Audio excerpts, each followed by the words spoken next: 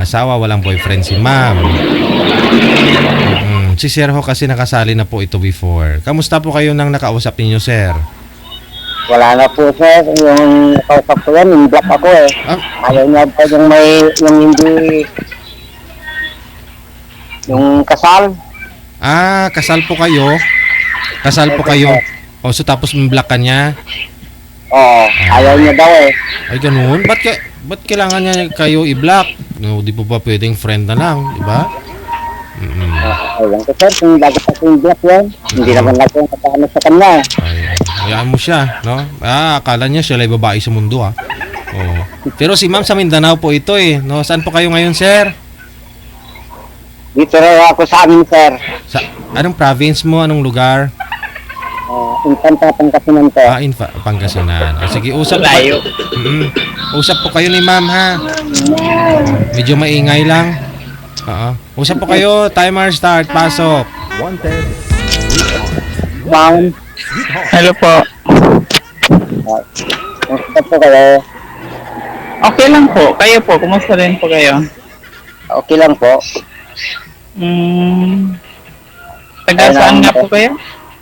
Taga Infanta po, Pangasinan. Layo pala. Layo nga eh. Kayo po? Dito po sa Mindanao. Pero hindi po Muslim, ha?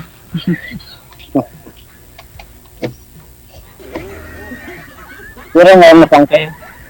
57 po. Kayo po ma'am. 54 po. Tatlong taon pa lang got natin. Opo. So, Ilocano po kayo? Opo. Ako Bisaya ako eh. Dito mayroon din Bisaya na nakatagat para dito sa amin. Ilan po anak niyo? 5 po. 5 po? 5 lang po. Akala ko 5 po. 5. Pang-anim na sa'yo, mama.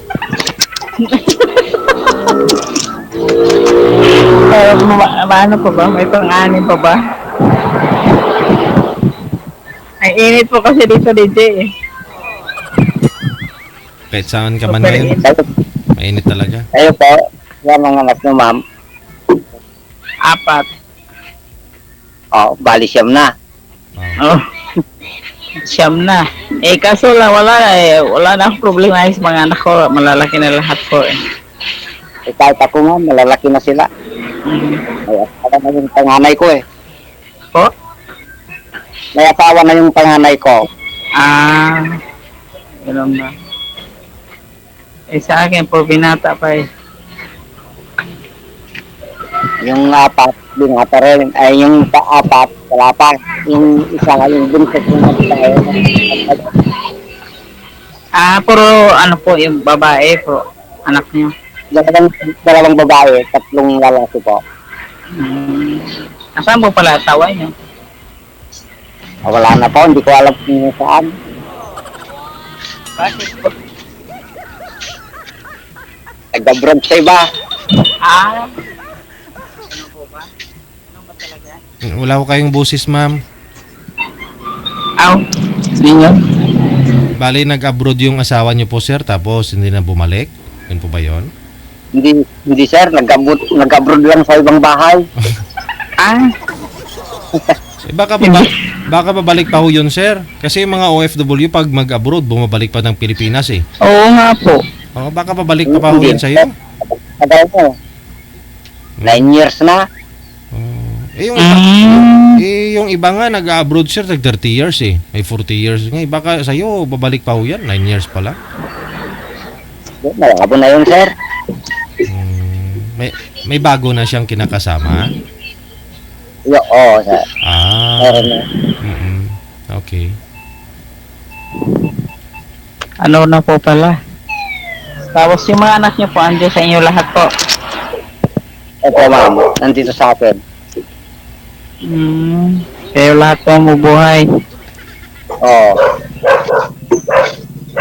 Bagay, ano dyan eh, Pangasinan, so maraming sibuyas dyan at saka bawang.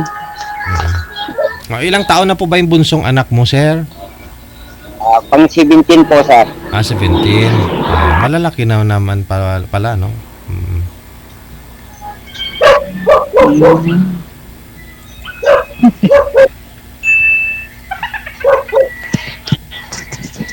Hindi po, tanong po kayo.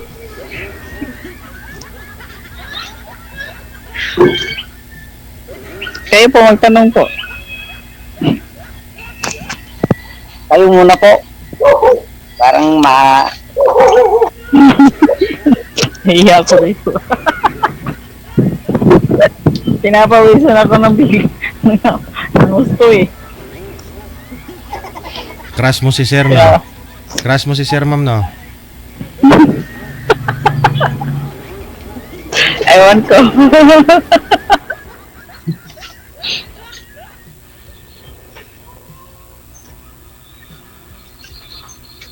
Tawag dito. Sana trabaho niyo po. construction worker ako, ma'am. Ah. Okay naman yun ah. Yun lang ang ano. Pinapasukan namin yung hindi nakapag-aral. Sa construction lang yung trabaho. Hindi po yung sabihin na walang hindi nakapag-aral yung construction. Hindi po yun kasi mga kapatid ko po, construction po yung trabaho nila. Pati tatay ko, construction po din ng ano niya. Kaya pati din po ako, marunong din ako mag-construction.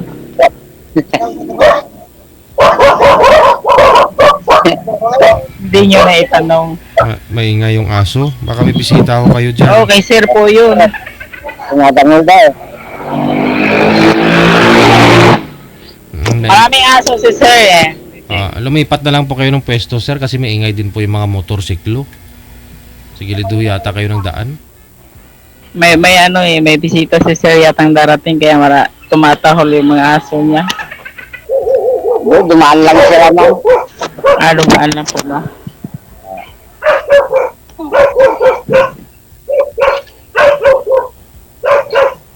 Ilang taon na po kayo ulit ngayon, sir?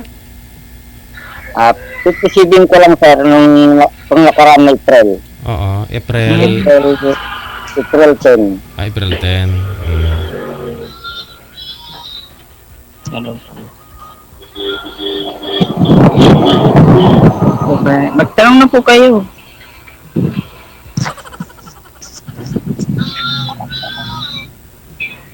Anong pinagkakabala niyo dyan, ma'am? Dito, nakaupo-upo lang. Nakaupo. Nag-aantay ng may ano. May bibili. Kasal ba kayo ng asawa mo, ma'am? Hindi. Oo, kasal kami noon. Kaso lang matagal na kami hiwalay, 20 years na. Mas matagal pala kayo kaysa sa akin, ha? Opo. Ano pala yung ano ko doon, bunso, yung 1 month. Nung nag-iwalay kami. 1 month pala yung bunso ko noon. Bata pa, eh. Wala? Alin po yung bunso ko? Okay. Nung iniwanan po, nung naghiwalay kami, bata pa yun, oo.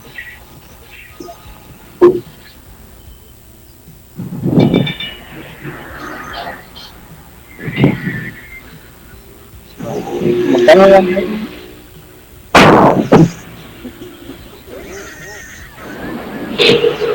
Kayo po magtanong, sir. Hindi mo ako patatanong.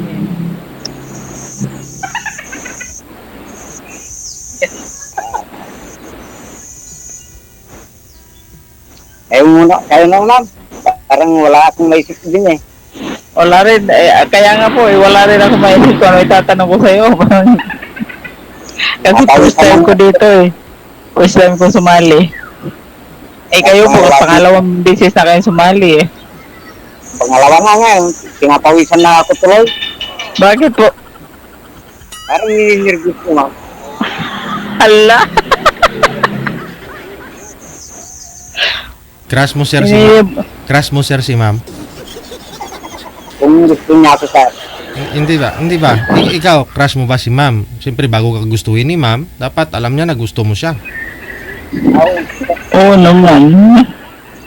Kaya nga ako sumali dito para makahanap ko eh. Pero crush mo siya, gusto mo siya, sir. Gusto ko rin siya, ma'am. Ay, sir. Mm.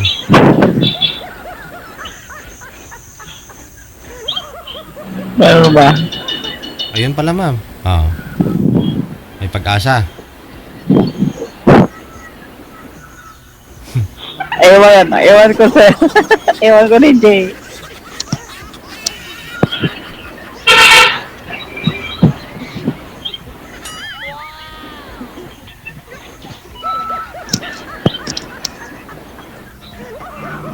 Ano eh.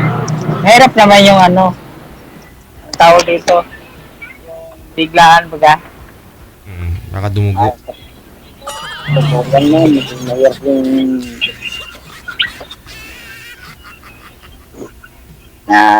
ang ibig sabihin yan. Pero nakapag-abroad po yung asawa nyo? Hindi ko nga. Hindi po talaga. Hindi. Dyan lang siya. Bahay Oo. lang siya. Pero hindi ko kung saan siya eh. Wala dito sa amin yan. Walang contact sa mga anak niyo po, sir? Meron din, sir, yung bunso ko. Di anong sabi niya sa anak niyo po? Saan siya ngayon? Hindi sila nagkikita? Hindi, sir. Mm. Dito lagi yung mga anak ko. Hindi sila umali.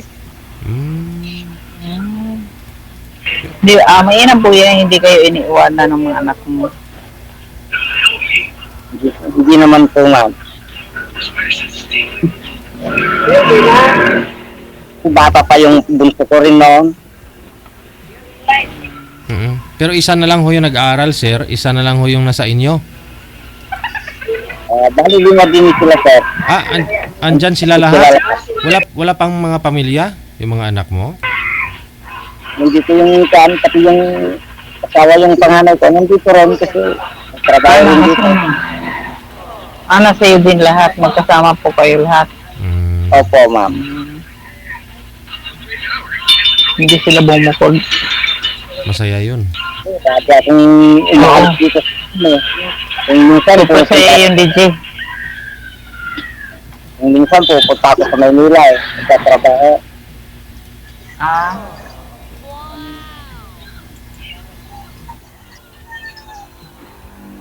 Kaya nung nakaraang buwan, dahil nga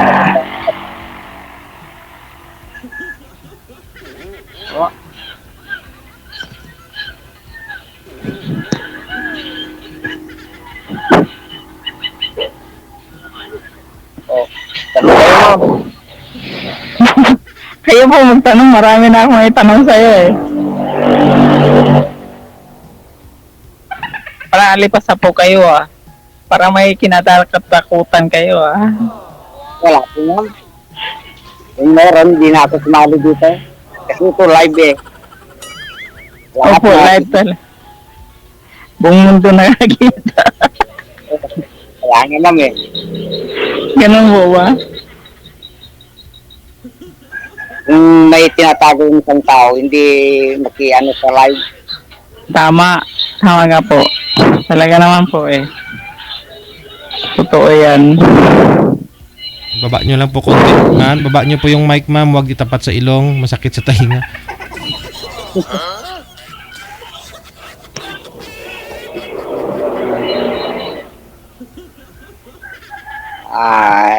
Kung sakaling ko nung paano tayo magkikita eh. Malayo naman tayo. Ang layo eh. Layo ko, ang layo mo din. Saan ka? Tapos pag pumapunta ako ng Manila, wala din, malayo pa din sa inyo. Pupunta rin ako dun mo, nagtatrabaho.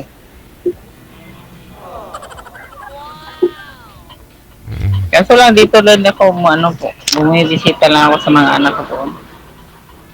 Ay, nasa Maynila sila, ma'am. Opo, andyan sila lahat.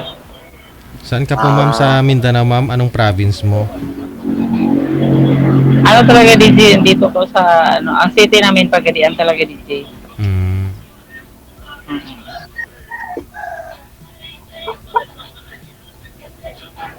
Sambunga del Sur po yung sa amin.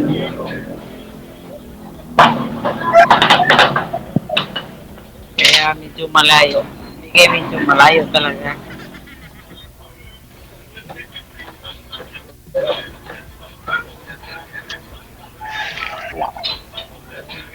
Bagay, kung talaga dalang malayo, Walang malayo ah. Kung Kung gustuhin. kung gustuhin. Mm-mm. totoo po yun, walang ano, kung gustuhin.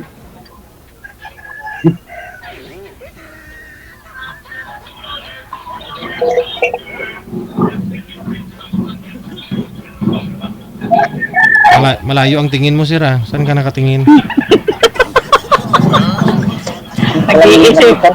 Nag-iisip si Sir. Anong merienda mo dyan sir? Kasi tag-merienda na oh. Wala po, sir. Wala. Okay lang ho yan. Pinoy lang naman mahilig sa merienda. Yung ibang lahi nga, 2 bisis lang kumakain eh. Tayo, Po talaga. yung Pinoy, ano eh, almusal, merienda, pananghalian, merienda, hapunan, merienda ulit, no? Tapos pag midnight, may midnight snack pa yan. 7 bisis kumakain.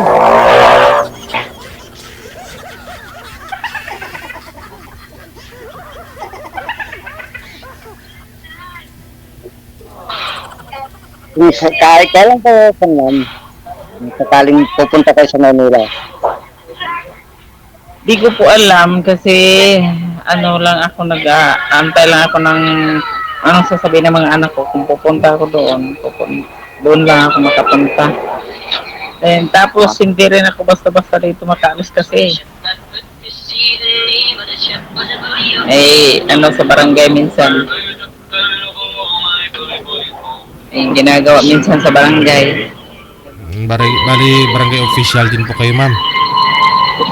Hindi naman po DJ, ano lang, utusan lang baga. Puro leader lang po DJ. Mm-hmm. Pero may allowance naman yan, di ba? Yung mga purok leader. Mayroon po. Ito paano mayroon naman?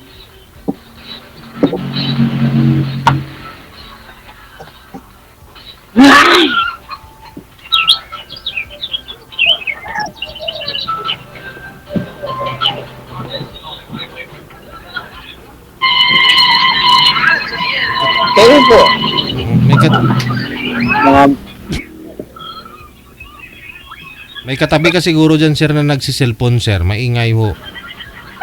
Opo, yung pamangkin ko din po. Sa'yo pala, ma'am. Ito. Inaan mo naman yan, anak.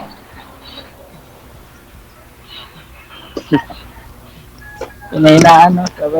Sabay pinontra yung pamangkin.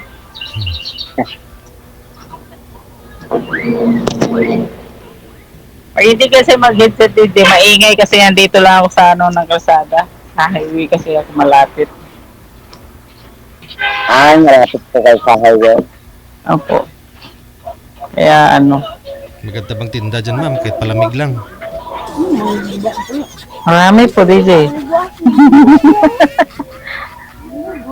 Bawat ano, lamesa, iba-iba ang tinda. May ulam, may saging, itlog, ano, Sa'yo, ma'am, may gulay. anong paninda niyo, ma'am? Sa akin, sari-sari. Sari-sari store. Maliit na po, maliit na sari-sari. Mm-mm. Na may pagkukuhanan ba kasi yung nag-iisa, walang mapaglibangan. Mm-mm. Yeah, yun.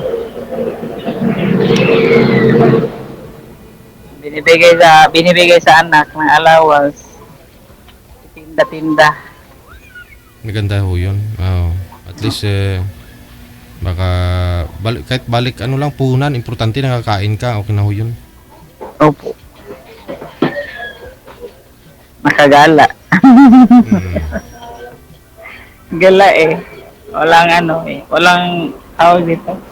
Walang magpipigil, walang magsasabi, oy tumigil ka, oy tumahimik ka, wala eh. Kasi walang asawa, no? Walang asawa, wala rin mga anak, andoon lahat sa Manila. Mm. So, kaya malaya lumipad. Malaya lumipad na walang pakpak hindi.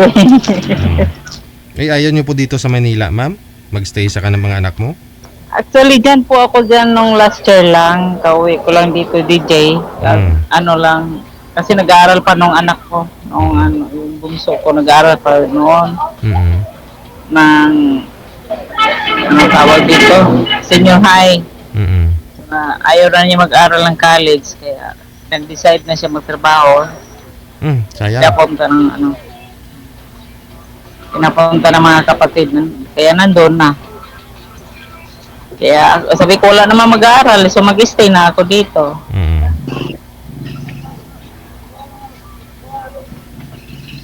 Kasi dyan ako nagtatrabaho din. Kasi dito hindi sapat. Mayroon ng trabaho pero hindi sapat sa pag-ano, suporta.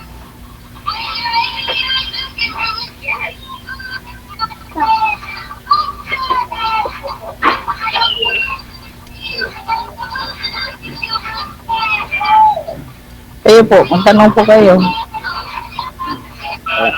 Kung may tanong mo eh. Wala kang maisipan. Wala nga eh. Kaya kayo na lang magtanong mo. Nagmamasdan mo lang na maigi po ano te.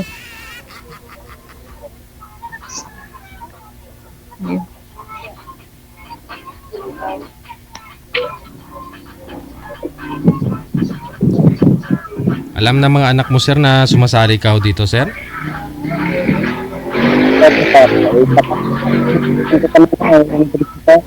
Mm-hmm. Minsan sila nang susunod. Nakikinig pala. Kasi nga, naglalaba yung bunso ko eh. Kaya nahiya ka. Hindi naman po. Ngayon po, anong pinagkaanuhan nyo dyan? Construction talaga. Sabado ngayon. So, ano? Kung sarap ko wala kaming eh. Walang magamit na materials daw, kaya naghapdi lang kami. Okay. So, dyan lang po sa lugar nyo? Opo. Buti. Kasi walang bawas ang pamasahe. Ano nga po, man eh. Yung nakarang galing ako sa Cavite, nagtrabaho doon. So wala din mangyayari sa sahod mo kasi ang layo ng Cavite tapos ang layo ng Pangasinan. Hindi nga ako umuwi, ma'am. Minsanan lang. Pag uwi na ako, pagtapos na po talagang project. oo. Magpapadala na ako sa kanila. Okay nga kasi ang layo-layo eh. Alam ko yung alam mo ano ang pamasahe ng Pangasinan, ang ano kaya ang mahal. Nasa isang 1K po, ma'am. Po? 1K. 1K? Oo. O so balikan, 2K na yun. 2K na yun. O ano na naman matitira doon? Kiki na. Kukunti na. Kaya hindi na ako umuwi eh.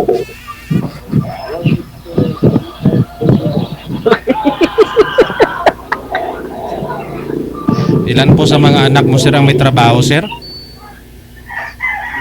Yung tatlo, sir, may trabaho din sila. Trabaho din sa construction yung dalawa. Yung isa na sa grocery.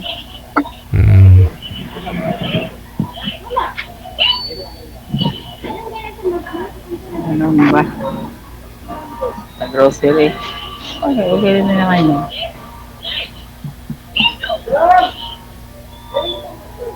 At least may kita. Okay yung nakatulog din. Ganun din lang kunti, ma'am. Kaya, sabi niya, ito na manigit sa kanila ng bili ng kailangan nila. Oo. Mahirap din yun. Yung pangangailangan nila, eh, sa'yo pa.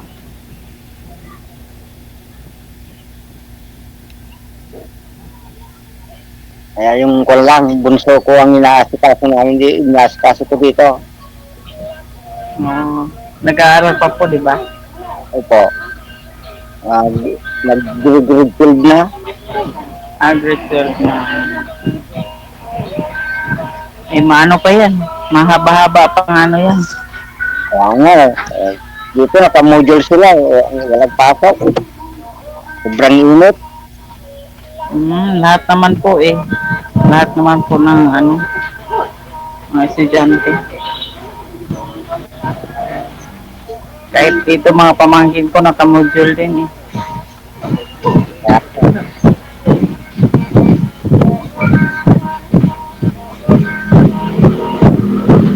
Ano, kita paano kita maano sa Facebook, ma'am? Hindi ko nga eh.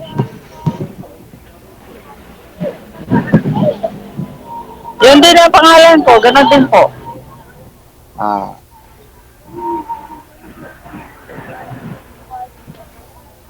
I-add So, mo, anong pangalan? i-add nyo na lang yung isa't isa sa Facebook ha. Pagpatuloy ninyo yung pag-uusap ninyo. Okay po. Mm-mm. Sige po, DJ. Maraming salamat po, DJ. Sige. Sir, thank you. salamat po. Okay. Ayun na. Hindi kakayanin. Sobrang ingay po, no? Nasa gilid highway si ma'am. Oh, yung mga bata ko kasi ngayon, modular. Tapos yung iba nag-online class, bibira. No? Pero tingin ko mas okay pa sa eskwelahan, pumasok na lang sila eh. Kasi yung mga ibang mga bata, gumagala sila. Nagbabasketball pa nga eh. Yung hindi na kaya kontrolin ng mga magulang ba, may gusto nila, may sariling desisyon. Titigas ng mga bagul. Mas okay pa yung pumasok na lang sila. At least panatag ka na dun, no?